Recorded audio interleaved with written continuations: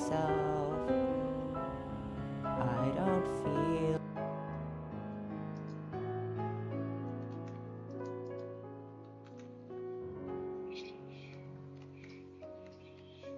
9.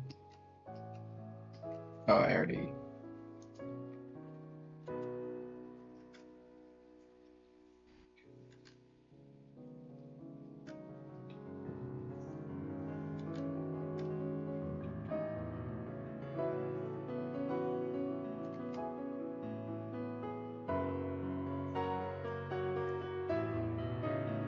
nothing but myself. I don't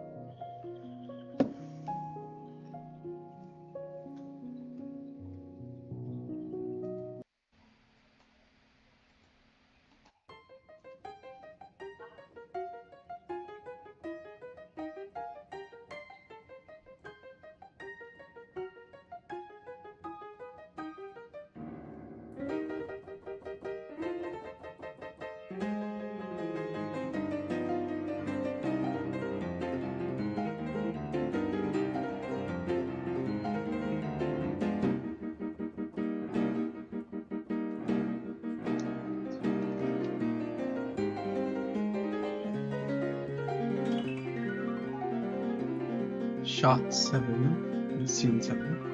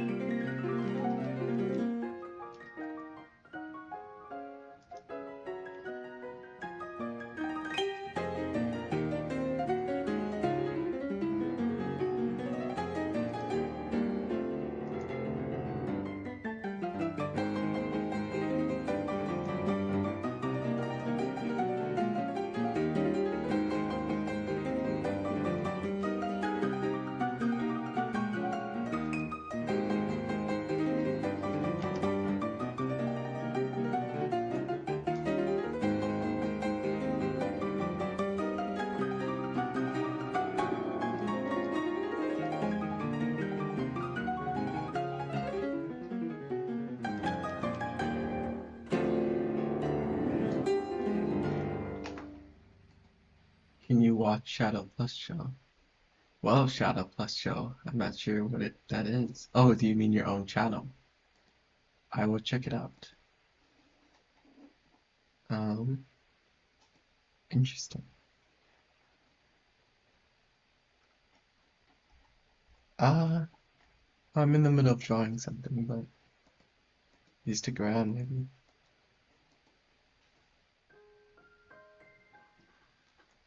I don't understand, my whole body has been dyed completely red.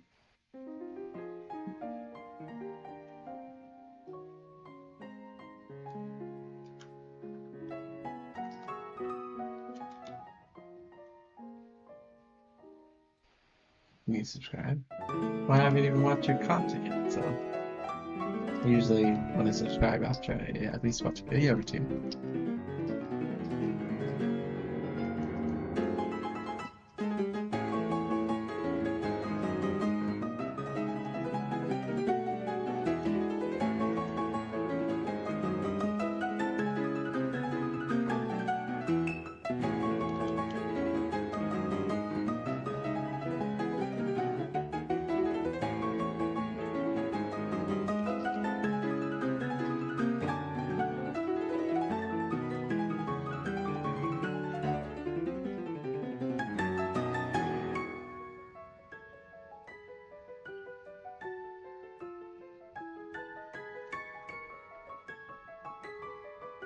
I realized I already had this on my colors.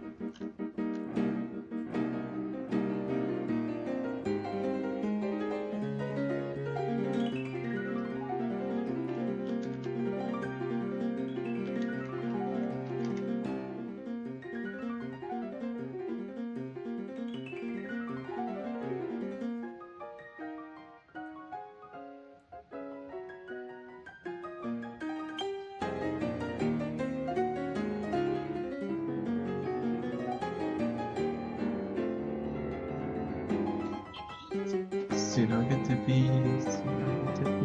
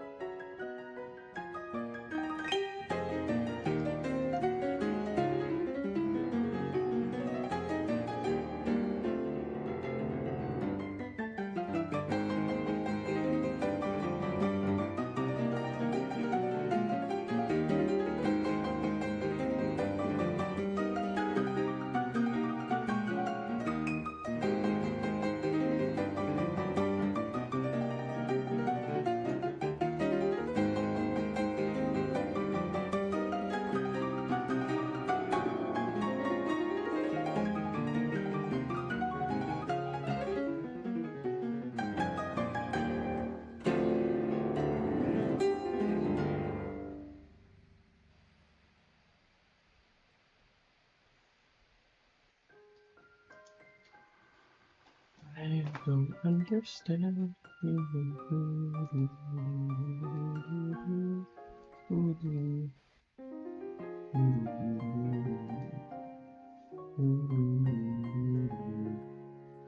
Then one died completely red.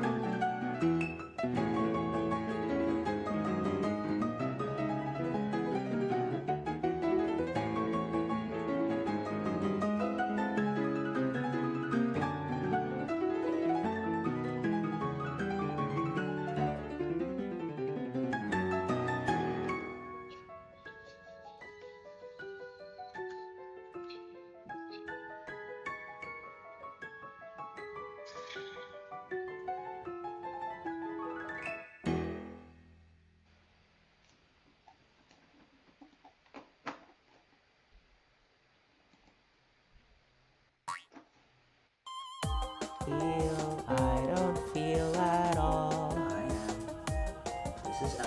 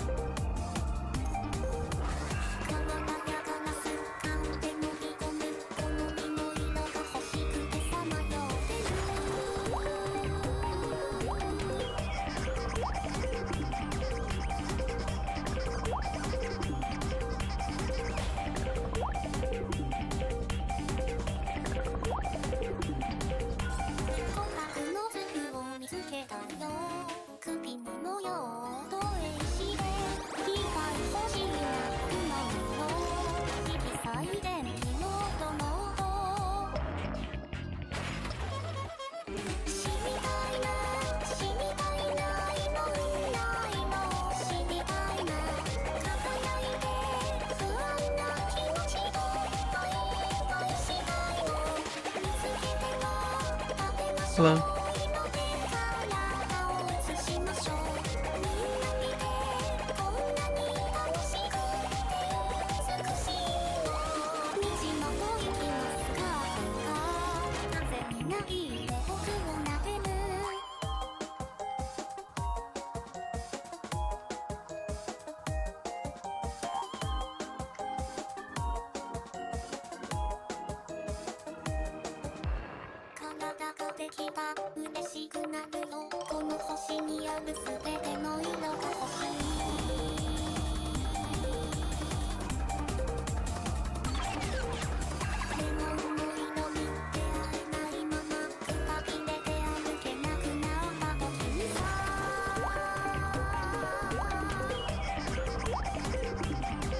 Hello.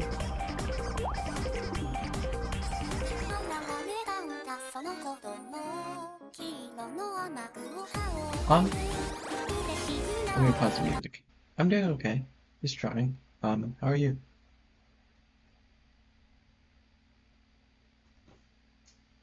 I should play something calmer. This is calm. This is so calm. We're so chill. We're so chill. We're chilling.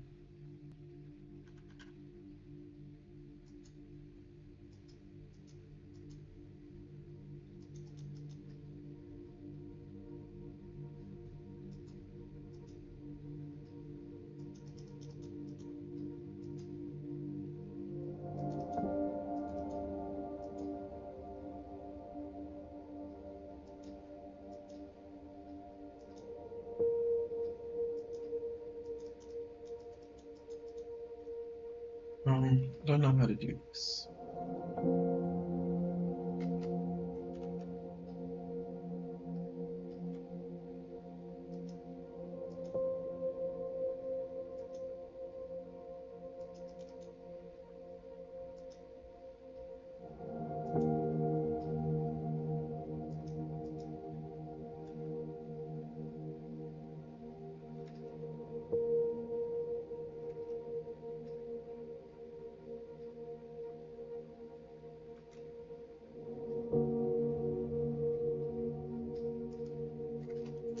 You have beautiful eyes and a lovely smile. Thank you. Thank you for your support and your compliments.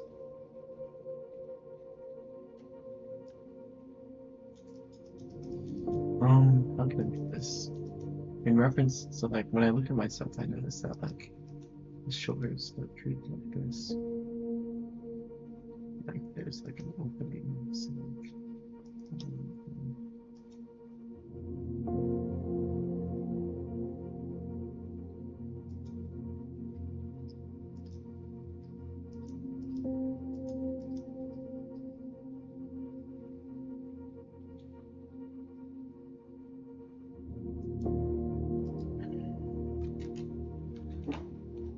oh my goodness. Excuse me.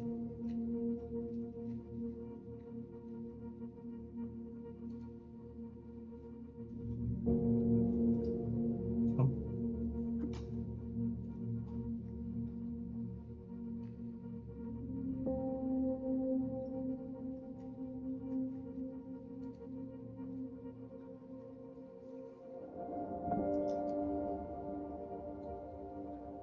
Sorry, let me.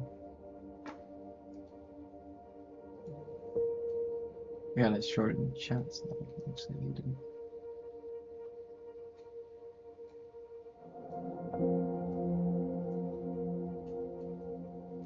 Done.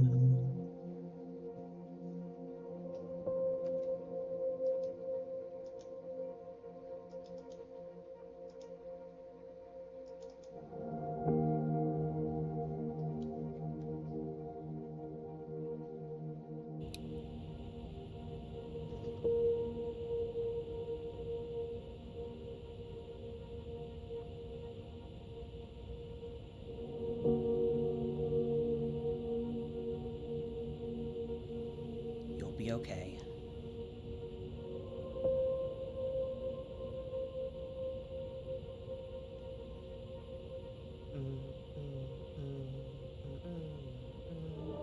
They're still the same person. I mean it, truly.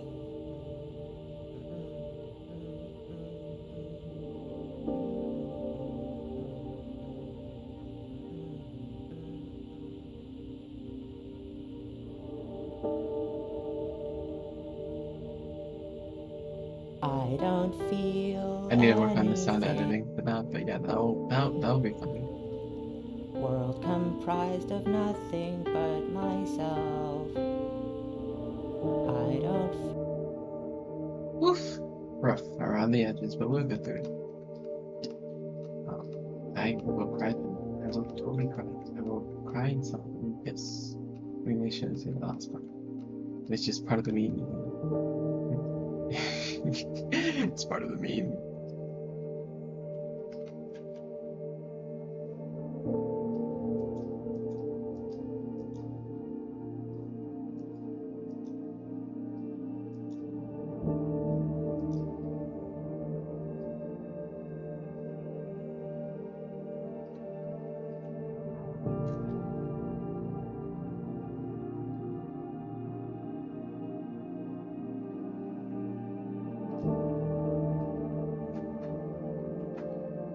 Oh my god.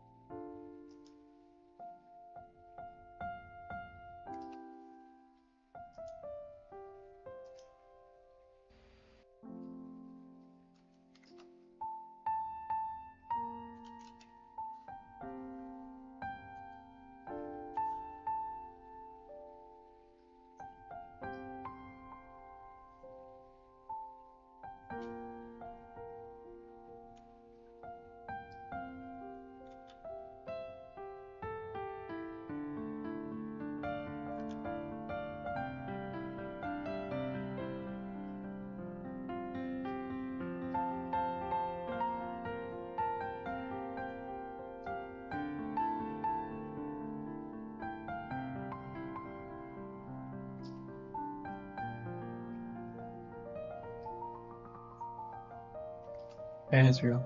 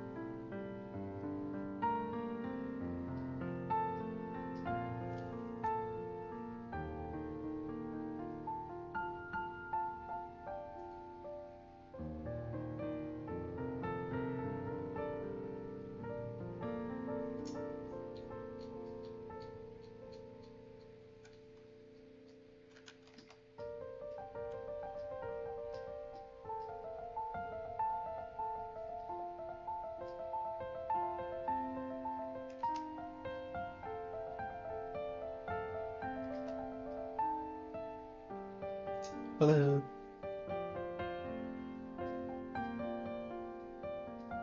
I don't know why I'm coloring outside the borders, but you know.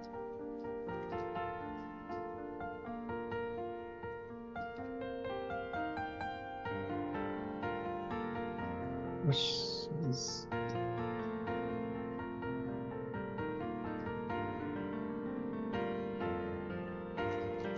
do.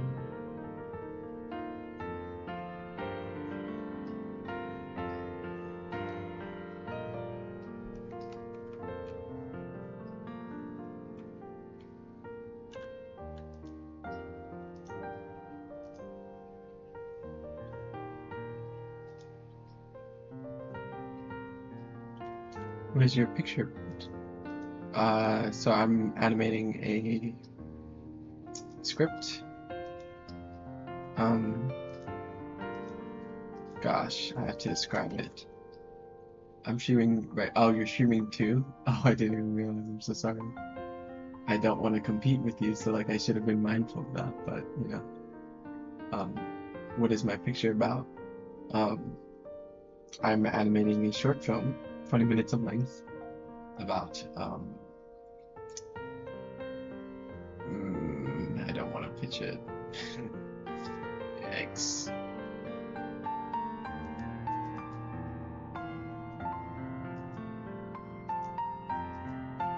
Maybe yelled at me to come clip.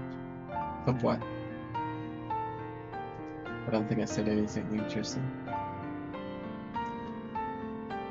Don't think so, at least.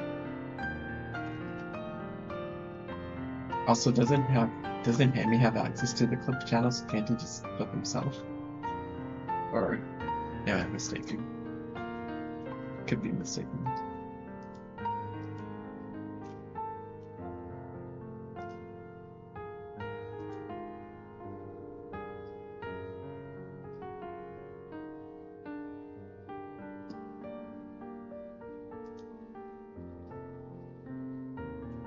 Exactly without him clipping. Exactly without him clipping. Yeah.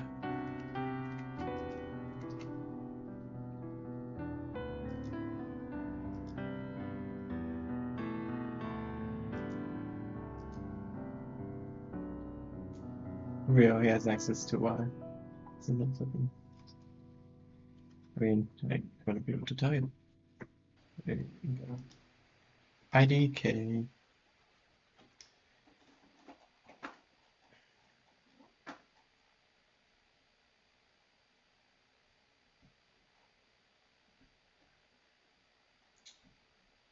Uh, yeah.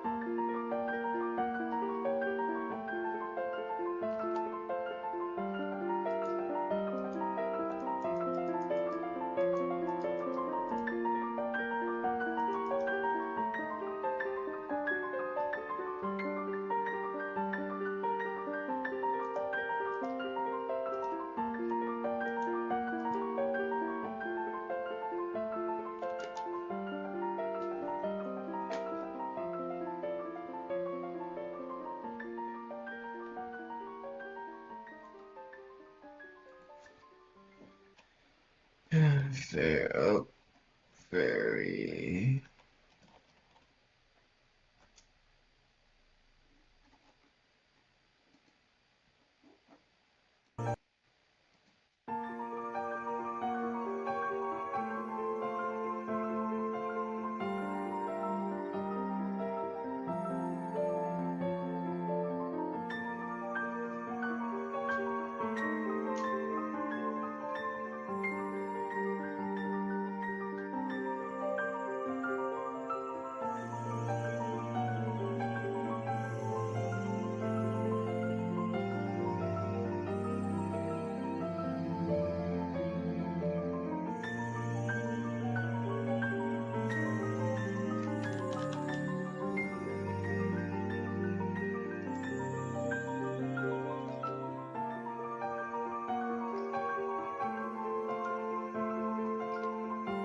Kozlowski about to go past that minute. It's supposed to be sleeping, Missy.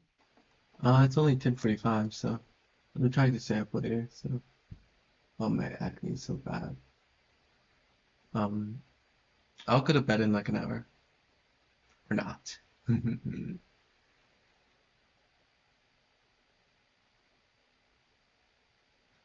I don't know. I really need to work on this project, so I gotta take every hour I can.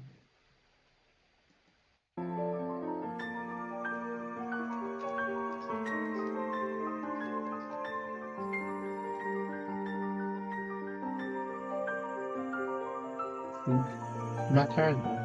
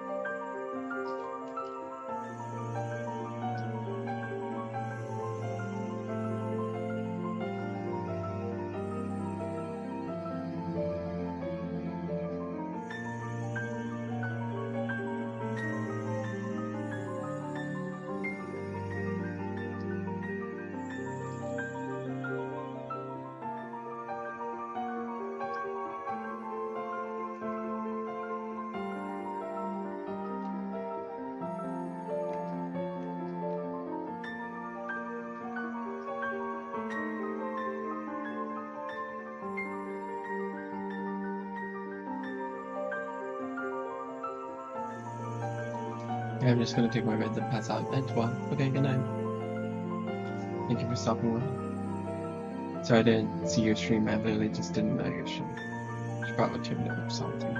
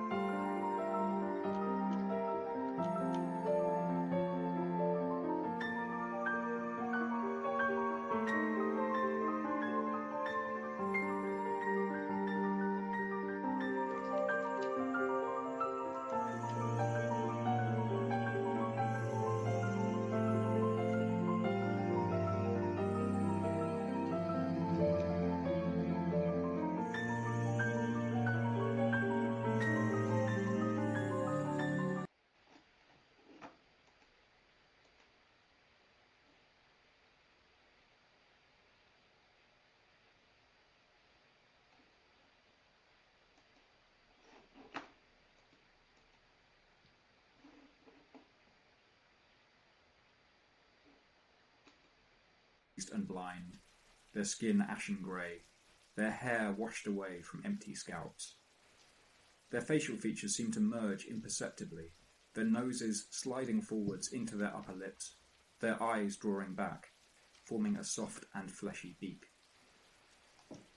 They crawl, rather than walk, in their efforts to reach the hole, scrambling over car bonnets, startling me as they leap in devoted silence across alley roofs. The hole has deepened by this time. I should probably describe it not as a hole at all, but as a pit, its depths increasingly steep and obscure, and, from our perspective on the surface, limitless. Something is happening down there, although it's no longer possible to see what exactly.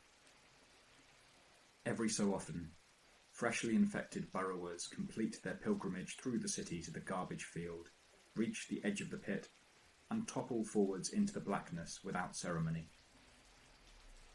Even several streets away, you might start to think you can still hear them, scrabbling somewhere underneath your feet.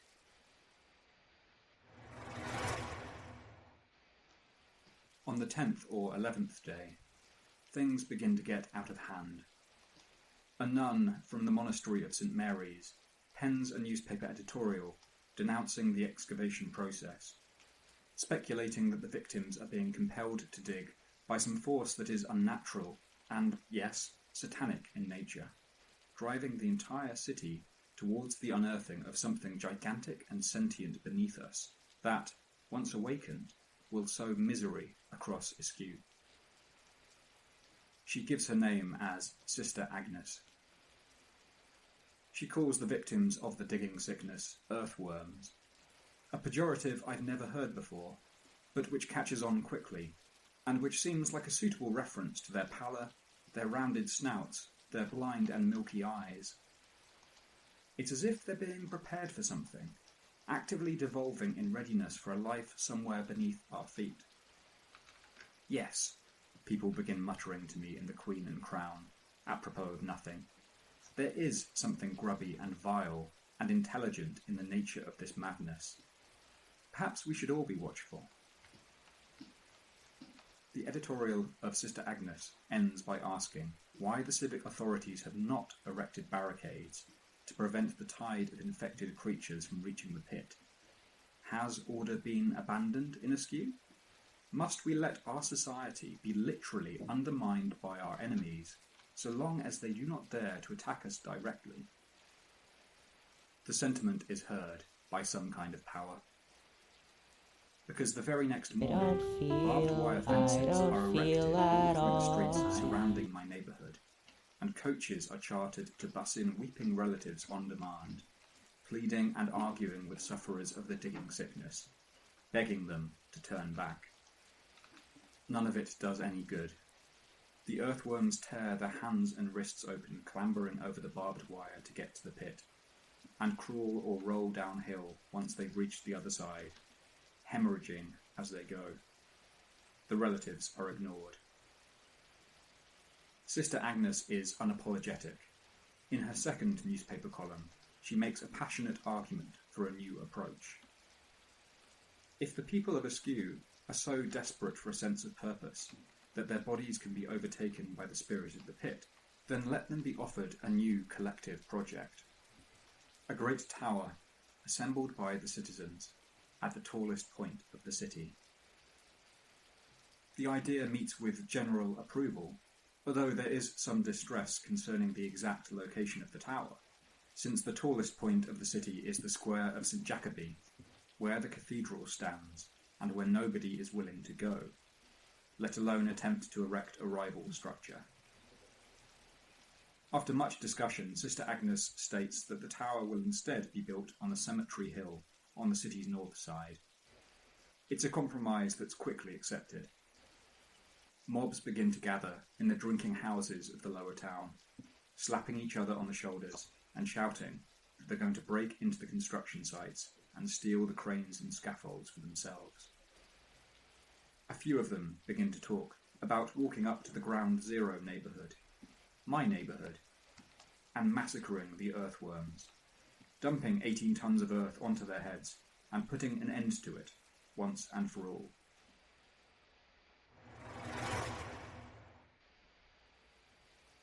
On the 13th or 14th day, a new spire is rising up amongst the churches and temples on Cemetery Hill. 3 monstrous cranes have been stolen or requisitioned to help move the construction work along, and they stand over the beginnings of the makeshift tower, with their heads bowed, like watchers over a cradle. At night, I can look out from my bathroom window and see their red beacons glowing high over the pitch blackness of Askew. I hear reports that Sister Agnes is on site herself from dawn until dusk, going over the plans with the foreman, urging her workers on to new literal heights, praying for the soul of the city.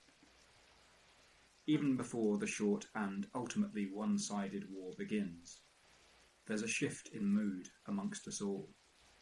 A kind of storm-bearing humid heat in the air. A sense of 2 opposing forces resolving themselves into being.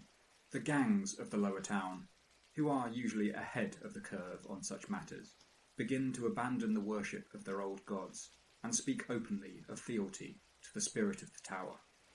More than once, I come across an earthworm, its kneecaps shattered by an attacker, dragging itself painfully up the hill by its fingernails, crawling on its belly.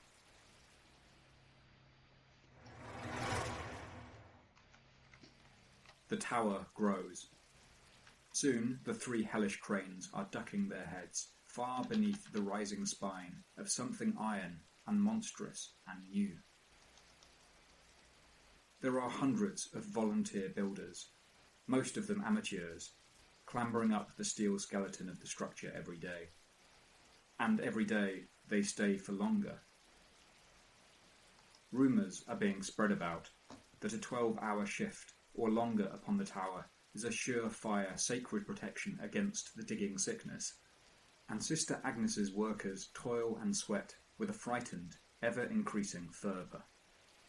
Some brand their shoulders with a single thick vertical line, the mark of the tower, and claim it as a ward. Already, some hopeful souls are beginning to ask what purpose the finished building should serve. It would be fitting, perhaps, if the floors were filled in with hospital rooms to treat the infected, or apartments for the poor.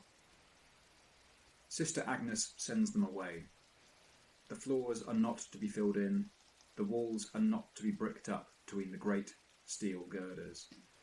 The tower is to remain an empty skeleton, a building whose only purpose is the collective effort and sacred duty of construction, a monument to industry, a triumph over sickness and compulsion.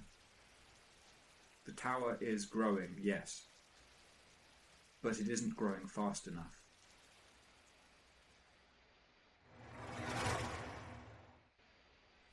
On the 18th day, Sister Agnes calls an emergency press conference. Quivering with age and fury atop an old white transit van that serves as a podium, she calls down the fury of the heavens upon the earthworms, who continue to lure so many young and healthy souls to the pit. She denounces the city for its failure to officially declare these repulsive creatures enemies and non-citizens. Those that shun the sky, she cries, are not worthy of being considered human. There are cheers, there's applause. After the speech, press gangs of burly men begin to stalk the streets, looking for healthy workers to help on the tower, turning up with tire irons and bats at office blocks and gyms and bars. Those who do not consent to joining the construction crews for a day of work are beaten, taunted, kicked. Since newcomers are invariably sent up to precarious crow's perches high above the city on one of the 3 teetering iron cranes, this might be a preferable option. More than one worker falls. Myself, I avoid this new crisis very simply, by no longer showing up for work, or seeing people, or going outside. Which proves to be an intelligent choice from a historical perspective, since barricaded in my unlit apartment, and chewing on a mouthful of baked beans, I'm stood at my window and able to watch exactly what happens at dusk on the 23rd day. This is the day when the branded men come for the earthworms. Afterwards, it's called the Battle of Soil and Sky. It isn't much of a battle. Dozens of drunkards, on scooters and on foot, running through the cobbled streets, howling and shrieking, battering the few straggling earthworms down wherever they find them, until thin translucent fluid that could no longer be described as blood is running amongst the stones and into the gutters. When the branded men reach the rim of the pit, they light their Molotov cocktails and begin to toss them down, one after the other, cheering as each blazing torch lights up the darkness for just one instant. You can hear the flames crackling far below. If the earthworms are burning, they do it in silence. Afterwards, the branded men piss. On the morning of the 24th day, we are surprised to find Oh, sorry, I realised that. behind. There are no longer earthworms roaming the streets of Askew. The pit stands alone, deserted in its empty field, surrounded by a high rim of garbage and soil. Perhaps they all burnt to death down there, we speculate. Perhaps the disease has worn itself out. At a little past 11, we have our answer. No matter where you were in the city, whether you were lost in the black firs of Outer Heath or stood beneath the neon clock in the Counter's Lane, you'd have heard it and felt it. A cataclysmic groaning, the sense of the ground itself shifting beneath your feet, making plates rattle and babies weep. The three enormous cranes, one after the other, swaying crazily back and forth, stumbling on suddenly uncertain footing, toppling to either side as the ground beneath them collapsed, crashing down amongst the crypts and graves of Cemetery Hill in an upheaval of choking brown dust. Hundreds of workers died, of course. And we knew that the earthworms, although we never saw them again, must surely remain far beneath our feet, and that they were better off left alone.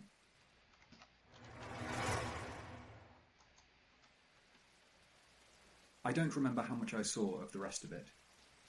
I feel as if my memories are more vivid, more individualistic than the same generic scenes I watched on television with everyone else.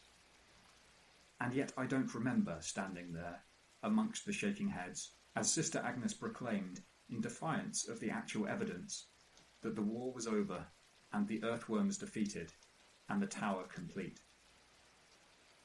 The faithful amongst the crowd, crying out for blessings and snapping on their camera phones, and Sister Agnes strapping herself down into a leather stretcher, ordering the last of her closest disciples to carry her up the impossible height of the empty tower.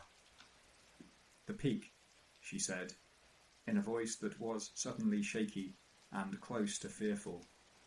"The peak will be composed of a martyr's flesh." The giddy ascent was captured on camera. The courageous men and women clambering one-handed up the skeleton of a spire. Sister Agnes swaying beneath them on 6 stout bungee cords, passed from shoulder to shoulder, shrinking into the sunlight until they were no more than black scrawls against the heights above us. And then they must surely have reached the top, because hours passed and nothing could be seen, and nobody was falling to meet us on the ground. A throaty, exhausted cheer went up. This felt somehow like a victory, or at the very least a completion. The tower had asserted itself. Industry had overcome compulsion. Soon enough, when it became clear that nothing else was likely to happen, we dispersed. Back to our homes, and with reluctance, our jobs.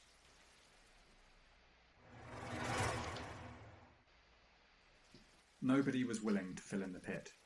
There were the earthworms to think about, of course, but I think perhaps we were more frightened by the thought that we might prove ourselves incapable of filling it in, that we might pour tons of liquid concrete or rubble into its endless depths and never hear it hit any kind of surface below.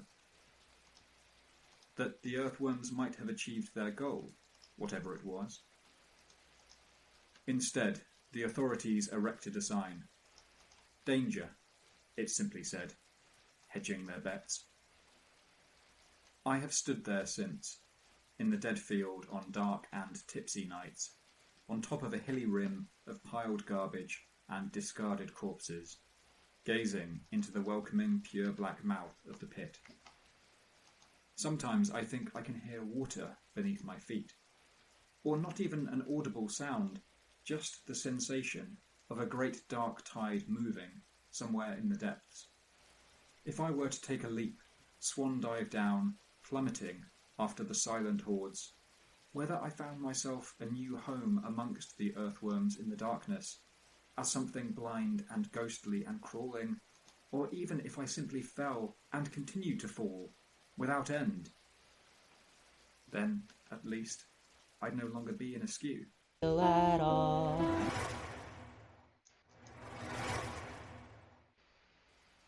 That was weeks ago now, and the shops and pavements are beginning to swell with bodies once again.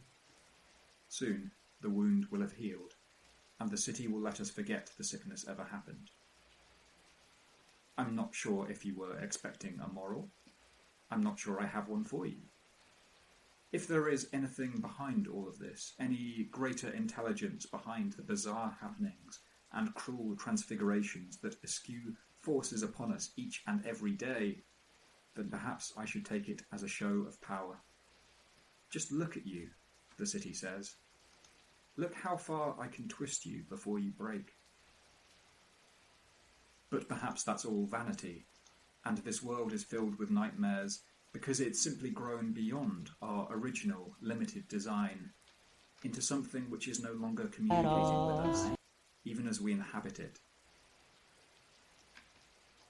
I've forgotten something. Sister Agnes and her short-lived crusade against the pit. The tower is still standing. We all assumed, since she and her disciples never returned to the ground, that they had in fact found a final resting place up there amongst the clouds, a martyr's end, as she'd promised.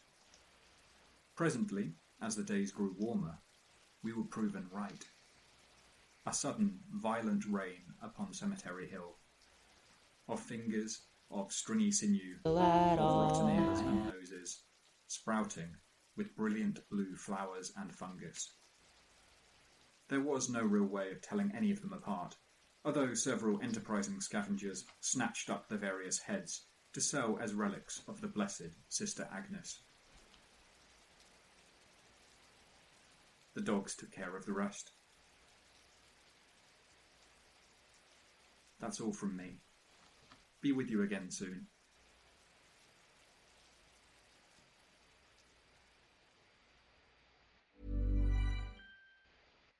Papi, ¿podemos hacer esa receta que hacía abuela? ¿La del churrasco con plátanos maduros y arroz con frijoles? ¡Debemos! Y también podemos hacer la yuca.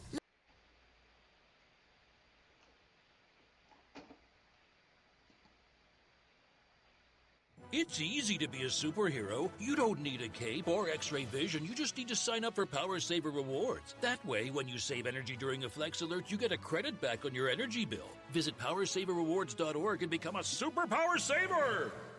And now, a next-level moment from AT&T Business. Say you've sent out a gigantic shipment of pillows, and they need to be there in time for International Sleep Day. You've got AT&T 5G, so you're fully confident. But the vendor isn't responding, and International Sleep Day is tomorrow. Luckily, AT&T 5G lets you deal with any issues with ease, so the pillows will get delivered and everyone can sleep soundly, especially you.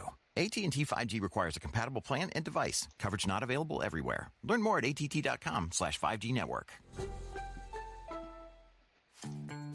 Did you know sperm donors at California Cryobank can make up to $2,400 a month, all while helping families? Plus, free health and genetic screenings are included in the qualification process.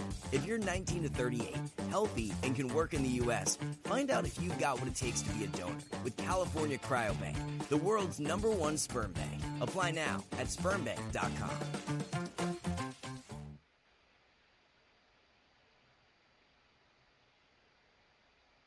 At Ralph's, we know that to-do lists, well, they're never short. And sometimes all those to-dos can get in the way of spending time with the ones you love. That's why same-day pickup and delivery from Ralph's is such a game changer. You can easily shop the same great prices and quality as you get in-store. And we'll bring your groceries right to you. Satisfaction guaranteed. So you never compromise on the moments that matter most.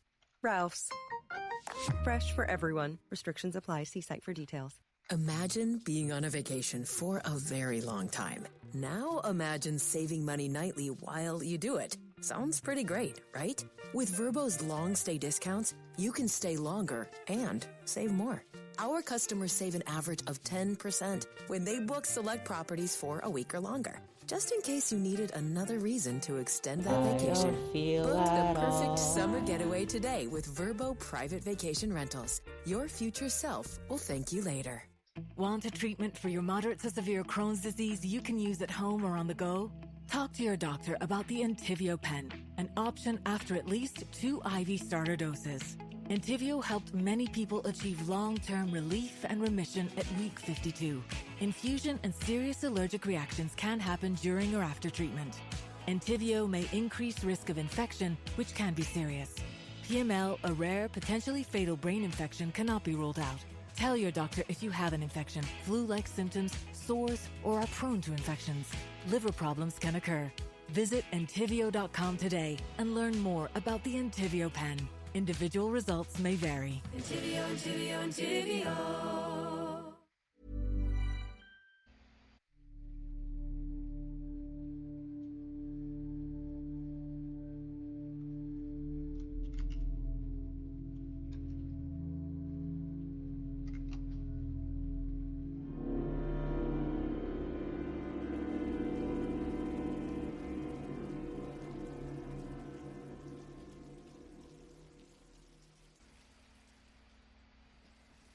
Episode 4. Culpability. People change for the worse in crowds, I've found. I don't know if you've noticed it. They simply lose something of themselves. Their initiative, their decision-making skills, their ability to hear and see beyond the reactions of the others around them.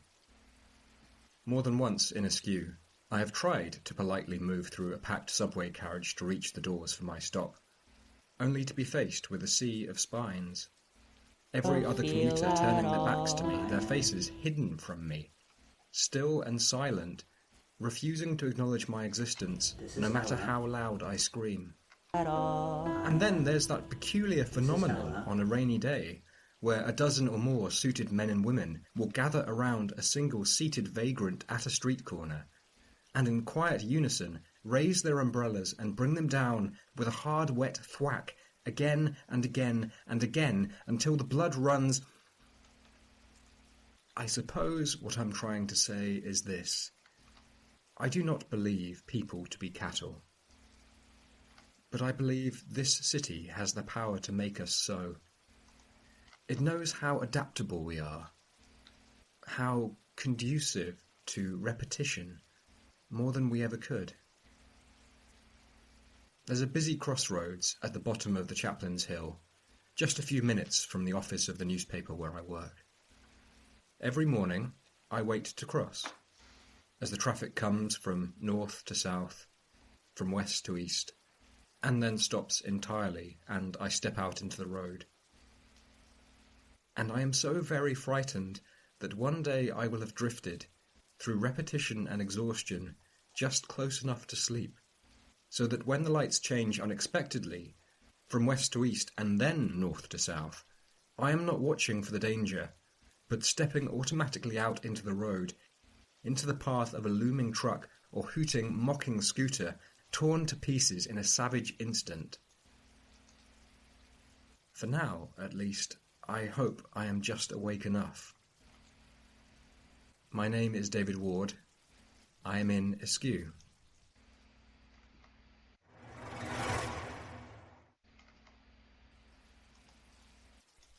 On Monday morning, my editor comes up to see me on the 14th floor of the Askew Tribunal and asks me to visit a murderer.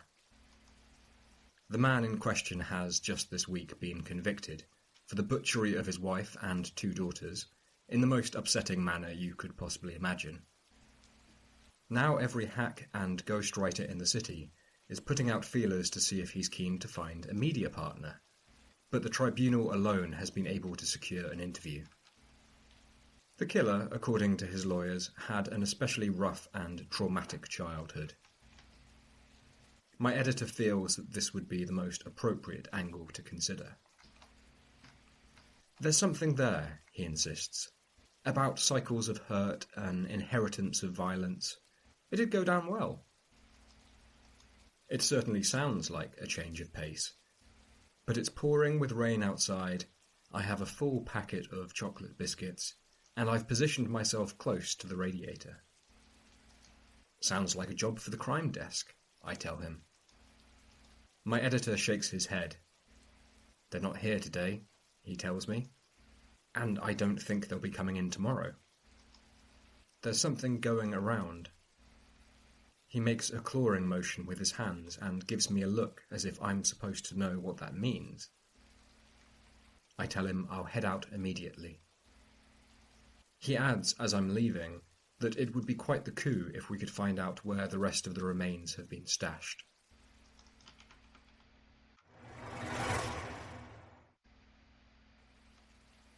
On the 19th floor of the Coldfriars Hospital, in a private room watched by 2 uniformed guards and, quite securely, shackled to the rails of the bed by all 4 limbs, lies the man I'm looking for. If you can call him a man any longer. I busy myself in taking a seat, quite unable to look him in the eye, and with an inappropriate degree of false chumminess introduce myself and the publication I'm approaching him on behalf of.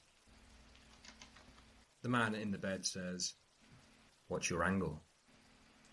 I tell him that my only angle is his angle, that I have been a supporter of his since the beginning of the trial, and I strongly intend to give him all of the support he needs to explain his side of the story, to share the humanity behind the crime. He gives a sort of shaky laugh, settles back in the bed, and tells me that humanity has nothing whatsoever to do with it. Then we can talk about that, I insist over-eagerly.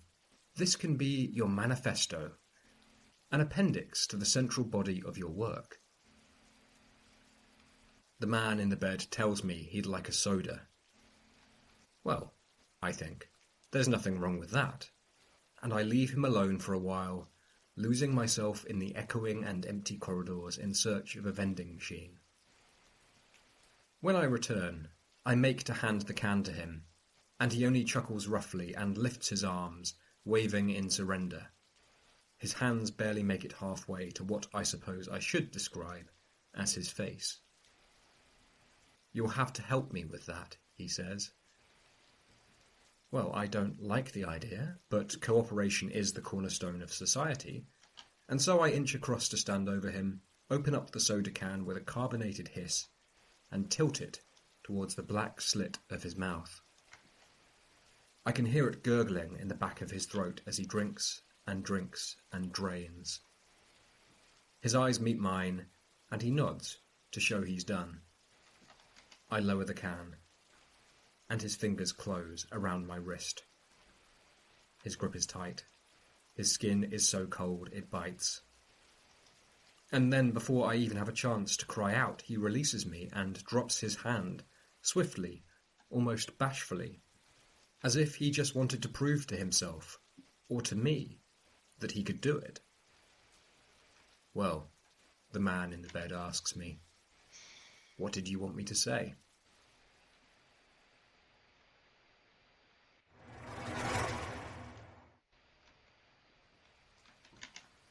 My dictaphone lies on the table between us. The man in the bed watches me. He seems content to let me flail about in trying to initiate the beginnings of an interview. I ask him about his wife. He stares at me.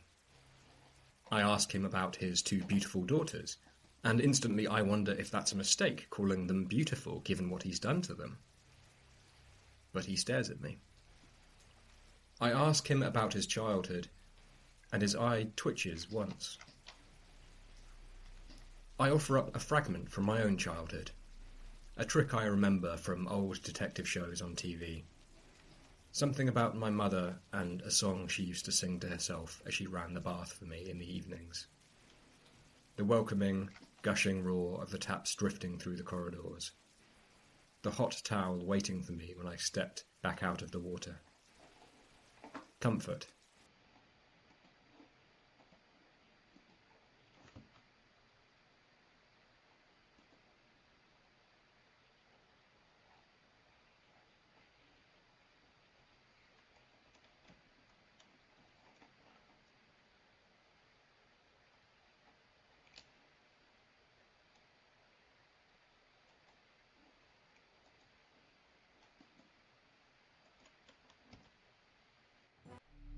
Oh, come on.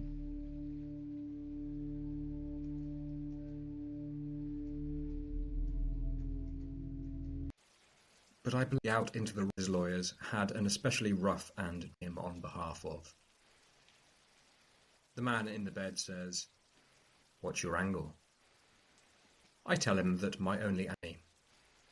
I ask him about his 2 beautiful daughters, and instantly I wonder if that's a mistake, calling them beautiful given what he's done to them.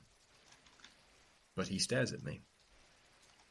I ask him about his childhood, and his eye twitches once. I offer up a fragment from my own childhood, a trick I remember from old detective shows on TV. Something about my mother and a song she used to sing to herself as she ran the bath for me in the evenings. The welcoming, gushing roar of the taps drifting through the corridors. The hot towel waiting for me when I stepped back out of the water. Comfort and safety. I tell him that even as a grown man, when I feel truly afraid, truly alone, as if I no longer have friends in this world or the next, I think back to that noise, that warmth, that feeling. The man in the bed is silent and very still. Then he begins to speak.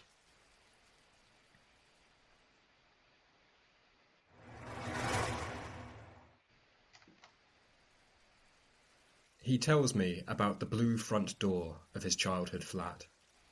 Faded blue, with 2 locks and a chain, and a spiral of frosted glass in 4 separate panes. Before his mother left, when he was 8 years old, the man in the bed remembers a single vivid night. A night when he saw the glass blur and heard the rough, a rhythmical knock that meant his father had been drinking. And he was already at the door, his hand closing over the chain, pulling it free to let his father inside, when he heard the frantic pounding of his mother's feet on the stairs. And he turned and looked up to see her, dressed in a coat, with her packed suitcase in one hand, and his own smaller holiday bag in another, and her eyes were full of desperation as she whispered, just a second too late, "Don't let him in." He blames himself. If he'd waited just a little longer, maybe kept his hand on the chain, so that his father couldn't barge through into the hallway, staring first in disbelief and then a rising fury at the sight of his mother, packed and ready to leave. If he'd only kept that door closed a moment longer, she might have been able to take him with her.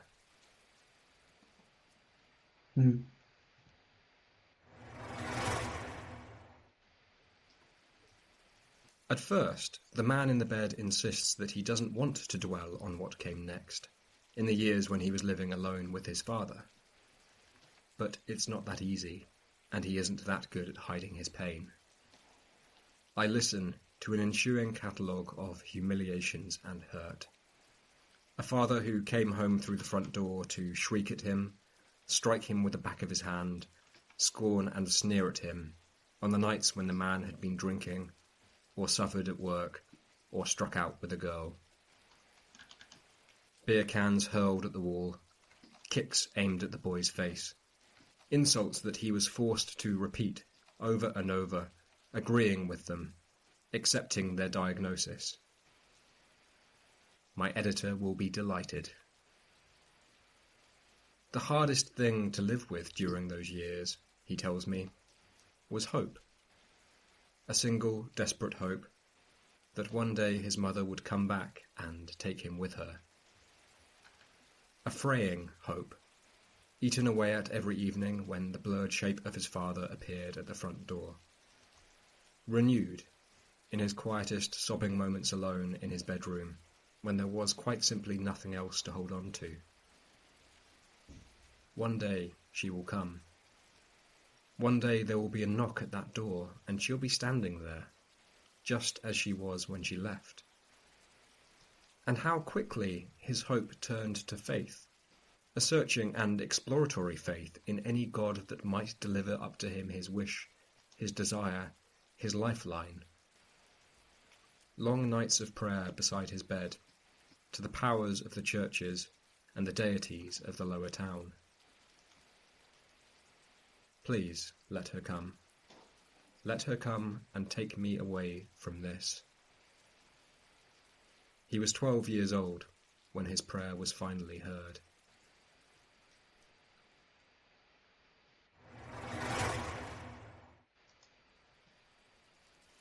A cold, bright, clear morning in Askew.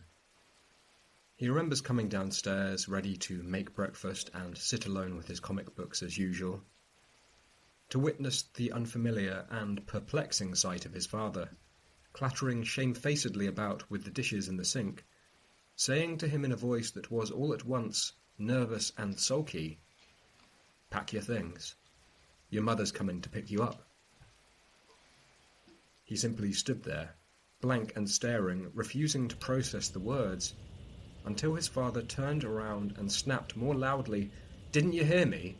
She's coming to get you, and she'll be here soon. Go and pack." And then, all at once, he was running up to his bedroom, pulling his bag out from under the bed, and stuffing objects into it as he found them.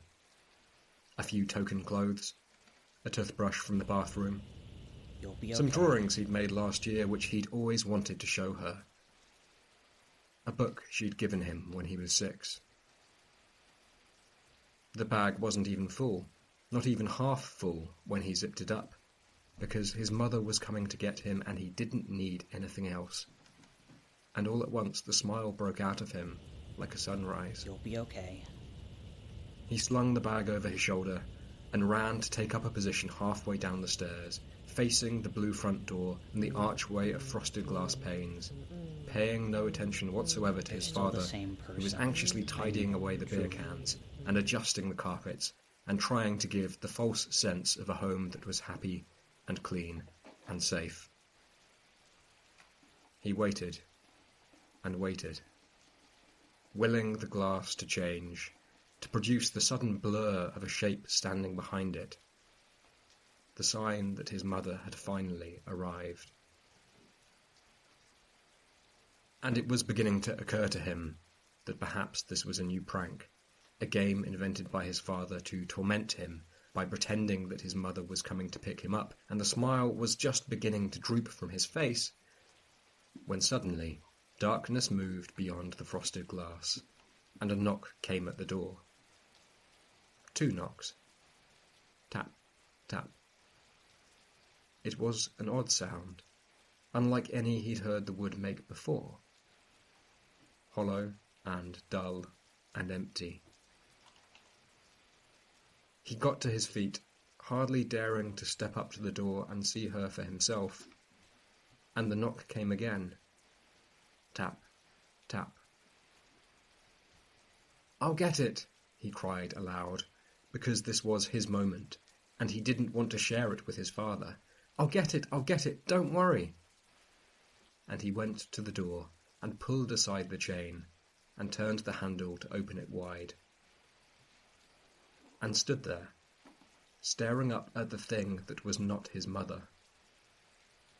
Its face was wide and white and clownish as if drawn in chalk. Its eyes were black and round and horribly empty even as they stared down at him, and its mouth was set in a grin that never moved.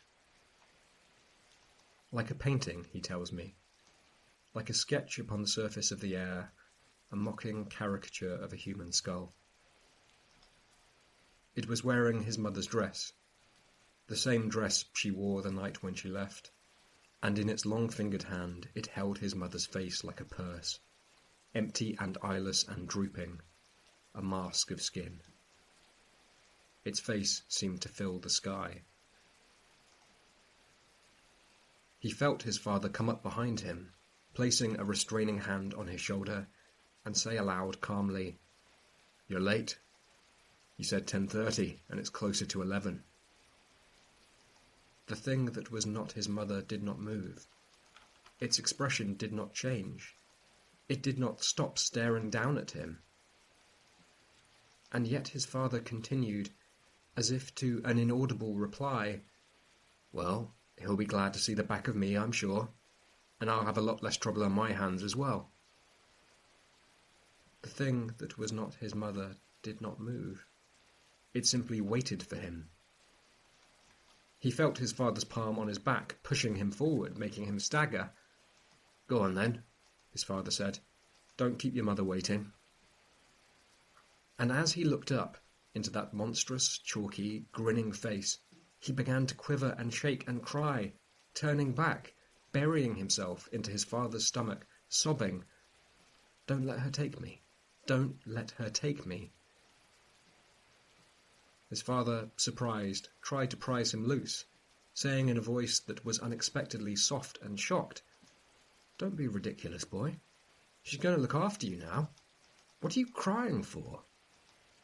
And he shook his head and cried and shivered, clinging to his father's reassuring sweaty shirt, refusing to look back at the thing that was not his mother, begging him not to make him go with it, until finally his father said, apologetically, "Well, if he really doesn't want to go, I suppose we can't force him."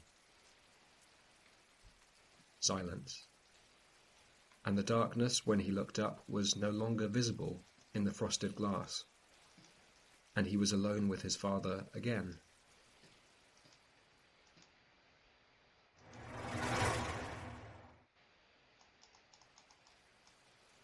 The man in the bed stares at me. "What do you make of that?" he asks. "Do you think I was dreaming?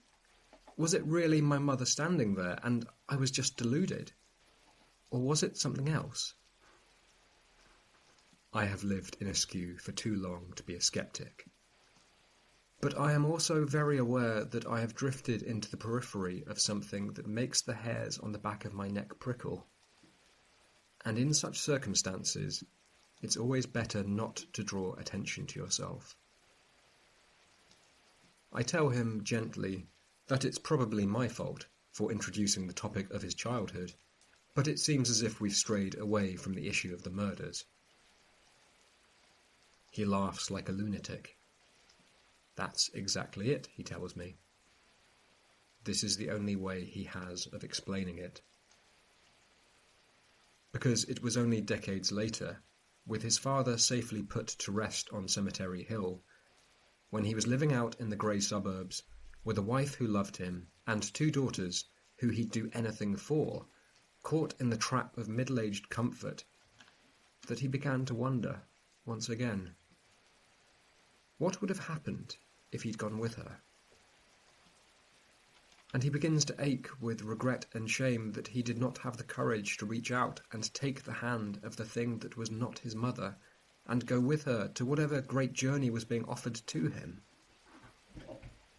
His eyes fall. His fingers clench into fists. That was my next mistake, he tells me. I have made so many dreadful mistakes.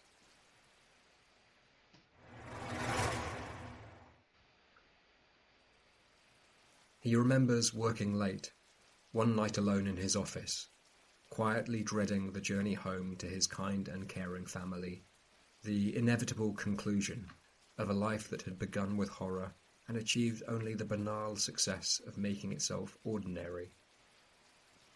When the frosted glass windows looking out onto the divisional floor shifted into blackness, and he heard someone knocking at the door. 2 taps. Tap, tap. He stayed at his desk, quite frozen for some time, wondering if he'd just misheard the creaking of the floors or the pattering of the radiators, if the darkness had not shifted behind the frosted glass, but had been there all along, willing up the rational capacity to dismiss what he had just seen and heard and return to his computer screen. When the knock came again. Tap, tap. He got to his feet, stood at the door, listening, unable to say the words, "Go away," or "Come in." Finally, knowing in his heart that he was trapped and alone, and had nowhere to turn except for the inescapable reality of the door and whatever was standing behind it, his fingers closed on the handle. He opened the door. The floor was empty. Nothing was standing there. And he began to laugh, with a kind of scornful relief at himself for falling into a blind panic so quickly. And yet he left the door ajar as he went back to his desk to pack away his things for the long drive home, just so he could see if there was anything coming.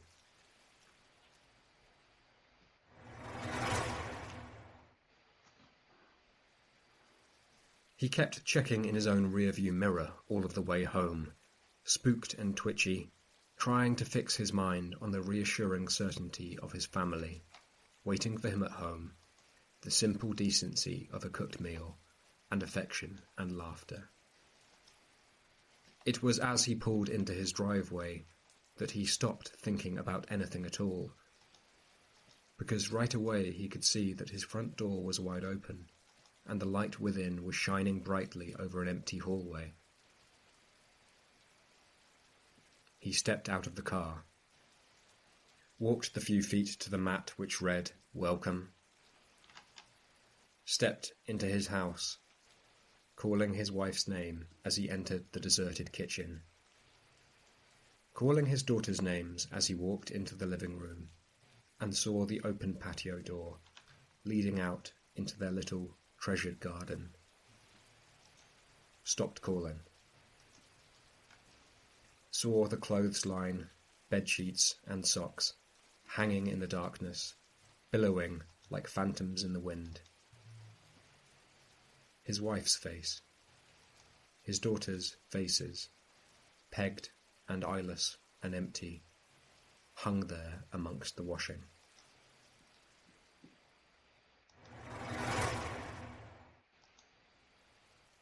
I stop recording. You didn't kill them, I venture. That's what you're telling me. You're innocent. The man in the bed shakes his head. Whatever happened to my family, he insists, I was the cause of.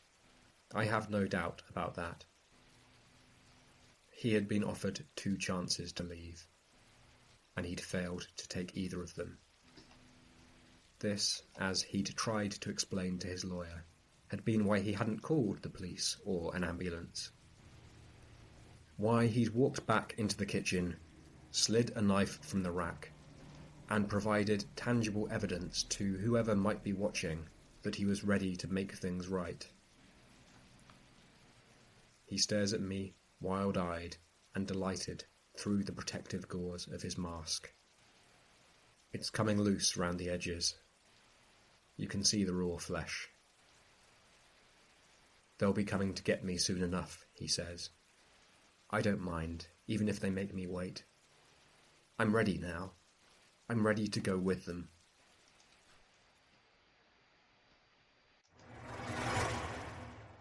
I'm at home as I record this, alone in my apartment, with the front door locked and bolted, and I can't stop thinking about something. When I was younger and in London, I never gave much consideration to my mother. Sometimes I used to dream that she'd die soon, of some petty embolism or in a car accident, and finally I'd have a way to explain myself, That's just the way David is, they'd say. And in my heart, I'd be able to agree with their diagnosis. That's just the way David is, because his mother died. I used to often dream of cataclysmic events like these. The loss of both legs, a sudden blindness, some awful and unique tragedy that would be a way to make sense of me. But now I'm in askew, and I understand there's nothing to be explained. I dream of my mother, singing under her breath beside the bathtub, her back turned to me, the taps running and the boiler roaring with giddy laughter to welcome me home. This feels like a warning, as if the city wants me to understand there's no way out, and that if I should believe I found an escape route, and I should turn a door handle to find myself back in my own familiar flat, and my mother there with her back turned to me humming and chanting, her fingers buried in the water of 2 roaring taps. Then she may turn to reveal a face that is not hers, but chalk white and empty and grinning, and I will know that I am still in askew. All of this, as ever, is most likely vanity on my part, a delusion that the world appears differently to me as it does to others, a reality I'm confronted with when I take my finished article to my editor and he tells me that it's all useless, as the man tossed himself down a concrete stairwell last night and the papers no longer have use for any of it. Nevertheless, I think I might have to be more careful about how I speak to you. Be with you again soon.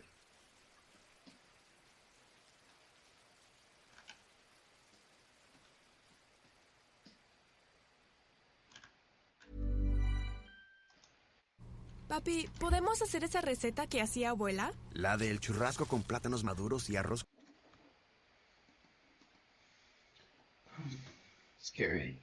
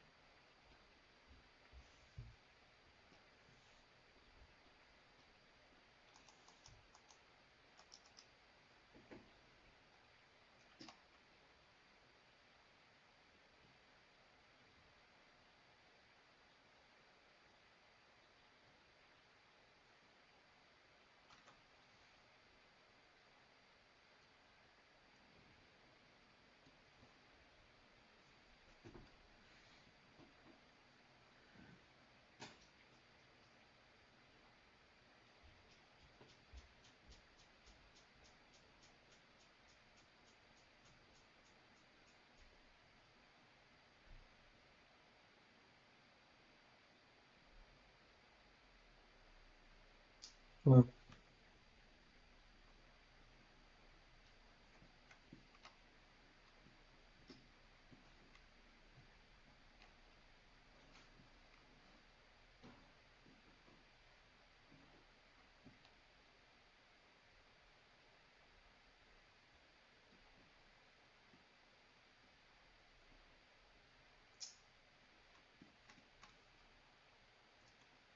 Yeah, I'm okay. How are you? Sorry, I'm gonna. No, I just got done listening to a podcast which carried me, so I'm like on edge. But how are you?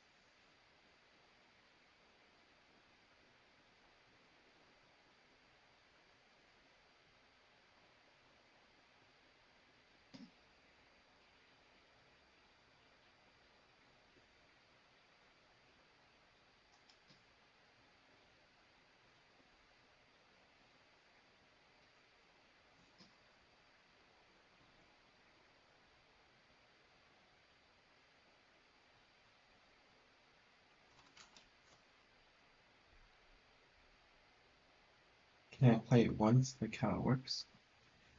What is the subject of the sentence? What does it refer to?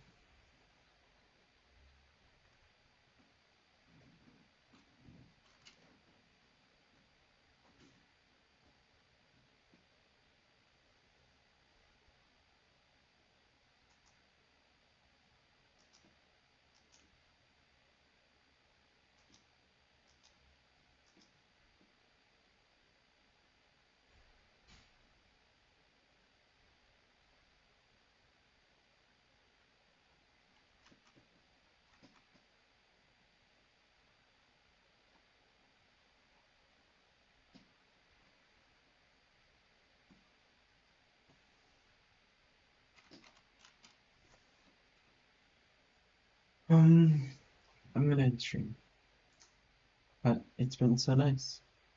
Thank you, chat, for being so kind. Yeah. Bye.